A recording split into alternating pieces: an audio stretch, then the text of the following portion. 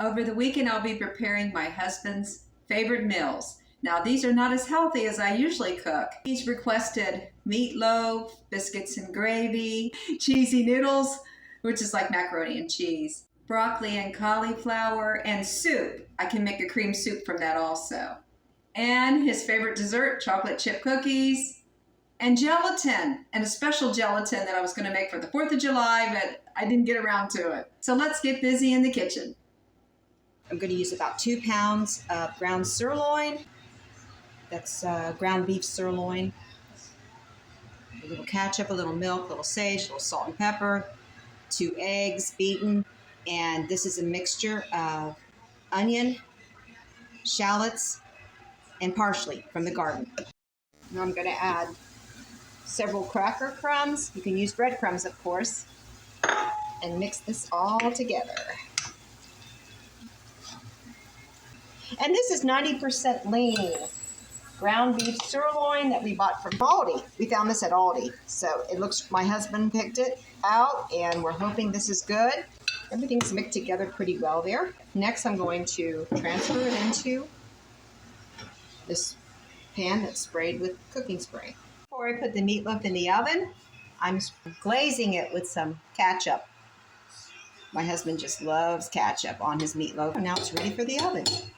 While that's in the oven at 350, frying up some little bit of about a half a pound of ground sirloin, and we are going to make some chili because he's requested chili.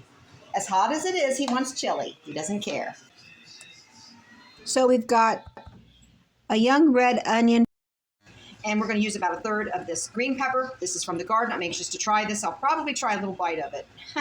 It's not shaped like a bell pepper, so I'm curious to know how it tastes. Okay, I'm going to taste the bell pepper. My husband already tried it. He likes it.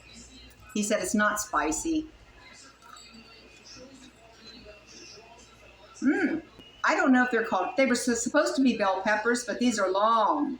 They're not round shaped. I'm used to the round shaped ones, or bell shaped ones. This is not a bell pepper, so I don't know why it said bell pepper. If you know anything about that, let me know. I got these from Oakland Nursery here in Columbus, Ohio. So it's pretty good.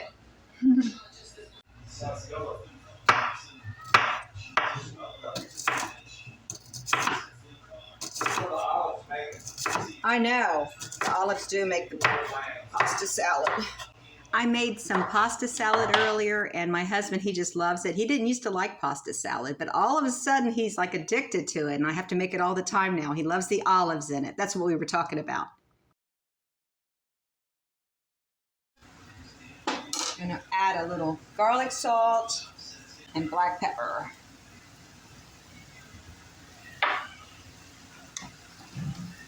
This is super lean. And they have this at Aldi. I can't believe how lean this meat is. It's like steak, like a steak burger. This is super lean. So that meatloaf is going to be super lean. This pan is filled to the brim. I should have used the larger one. Okay, I'm going to put some chili powder. I added the beans from a can, tomato from a can, and a little leftover spaghetti sauce my husband requested I add to add sweetness. We'll just mix all that together. And it's almost done. The meat is done, so the beans just need to cook for a little while. This meat is taking over an hour, so we've been checking the temperature. We checked it twice, and it should be ready now. I hope so.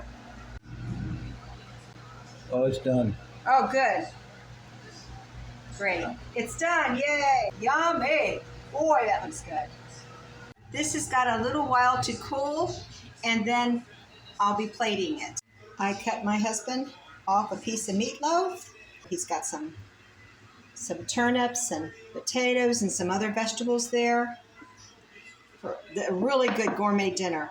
For us, this is gourmet because this is an upscale meatloaf with ground beef top sirloins. And here's my little flexitarian plate, which is a little bit of meat with all my veggies.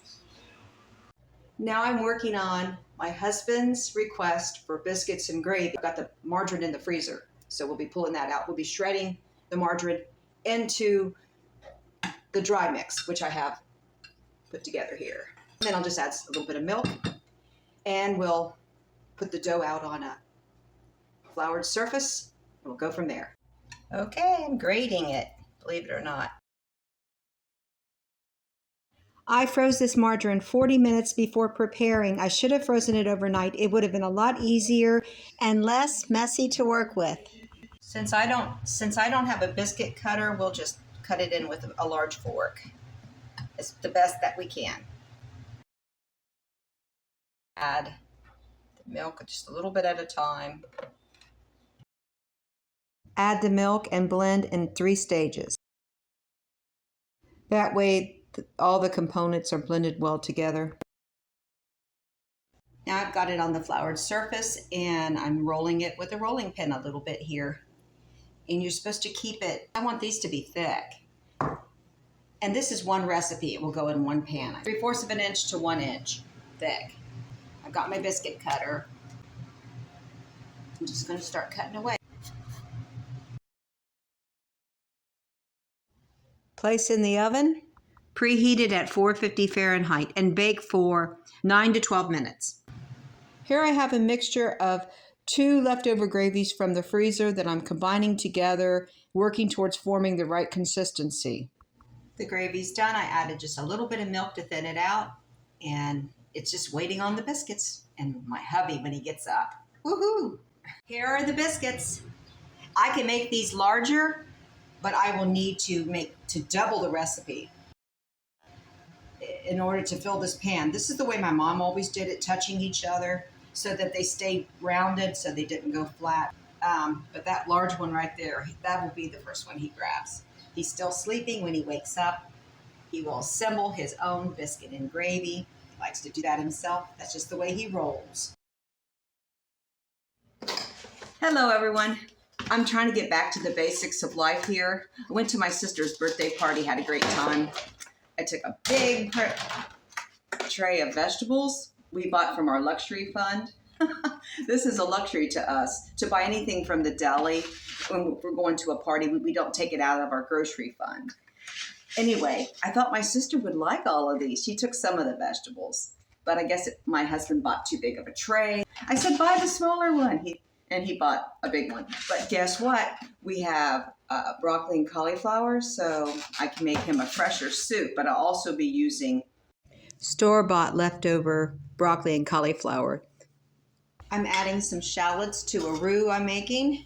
This will be for a cheese sauce and cauliflower broccoli soup. I'm just going to kill 2 birds with 1 stone.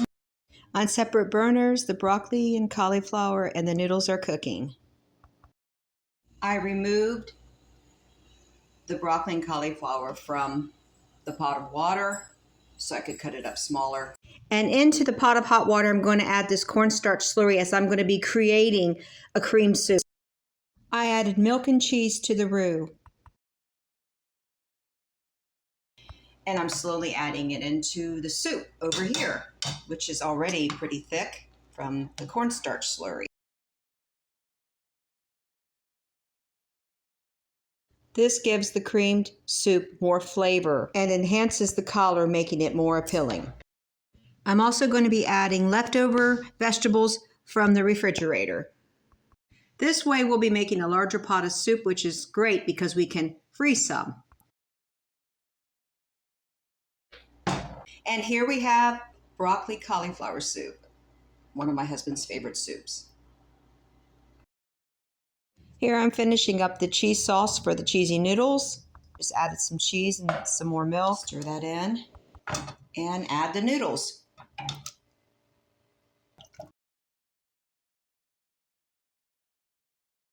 Now I'm going to be baking my husband's favorite cookies. Now, cookies from scratch are the most economical way to go. If you're still buying store-bought cookies, you're spending a lot more money and it's not very healthy. I haven't purchased store-bought cookies since my youngest daughter was a teenager. She's 29 now. Actually, she just turned 30. Over 10 years, let me tell you, since I bought store-bought cookies. More like 15 years.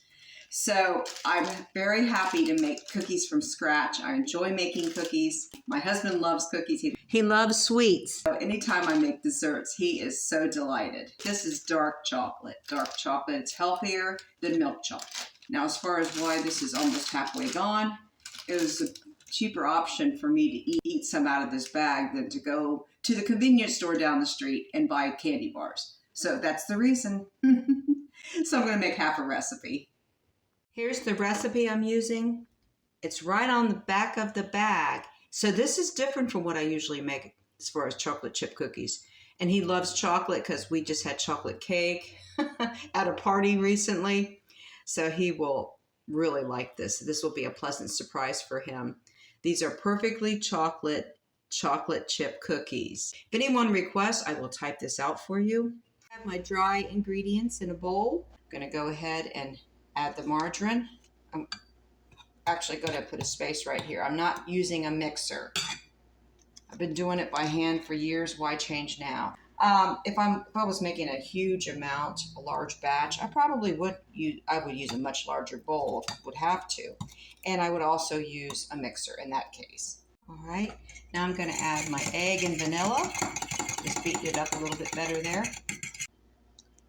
And I'm going to mix this together. Add the chocolate chips. Mix thoroughly until you have the consistency between a batter and a dough. Now, I don't know if those are going to run together or what, because that does happen sometimes. Hopefully not. I want to make them real small.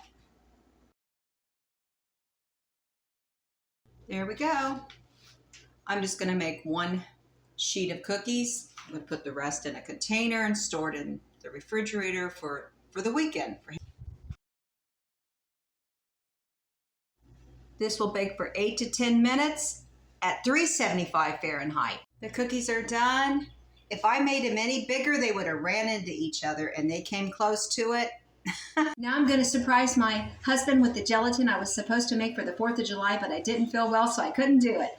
It has 3 different flavors going on for the red, white, and blue theme, and some cream cheese goes in it, and some frozen fruit, strawberries and blueberries. I'm going to use this big bowl. My husband used to make his own gelatin with fruit, and he had a good friend who was 90 years old who just loved it. I'm boiling the water for my first layer of gelatin. It will be a regular package, the way you make it according to the directions. I'll be putting that in this bowl and refrigerating it for 1 hour. Now for the middle layer, I'm beating some cream cheese slightly. I'm going to be adding lemon gelatin with 1 cup of boiling water. You don't put any cold water in this. We're going to mix that lemon gelatin with the cream cheese. Blend together thoroughly by beating with a whisk. Then let it cool to room temperature. I am omitting the whipped cream. It's more yellow than what I thought it would be, but that's okay. We don't need it. Now it's time for the raspberry gelatin layer that goes on top. See, I already put the cream cheese lemon gelatin layer. That's the middle layer. So I had to make sure that this gelatin's lukewarm. It can't be too hot. And this I put it in the freezer to ensure it's nice and firm. And the gelatin is very well set. So we'll pour this on top. There we go. And this bowl was plenty big enough. We got 3 layers going on. Red, white, and blue. We have to put it back in the refrigerator, the freezer, and chill this. And then we'll add the garnish, which is going to be, I took them out of the freezer, so I'm letting them thaw out a little bit. 3 strawberries and some blueberries for a garnish. I'm not using whipped cream, like I said, so you can use whipped cream on top if you like. And in the middle, according to the recipe, which I will link under the description. And the red, white, and blue gelatin is done. My husband's excited about this. His gelatin made in his favorite bowl in patriotic colors. He did not want to be in the video, but gave special permission for me to use this picture of the 2 of us together. Thanks for watching today. I hope I inspired you to cook your family's favorite meals and stay on a budget.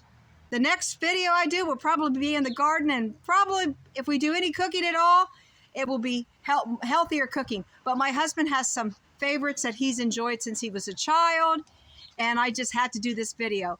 Our anniversary is coming up soon, August 21st. I'm so excited about it. I'll be doing a special Hawaiian theme for that. And please check back periodically. I also do garden videos. It's in-ground garden, but the garden is starting to look amazing, and I would love for you to stop by and check it out. May many blessings come your way. I'll see you on the next one.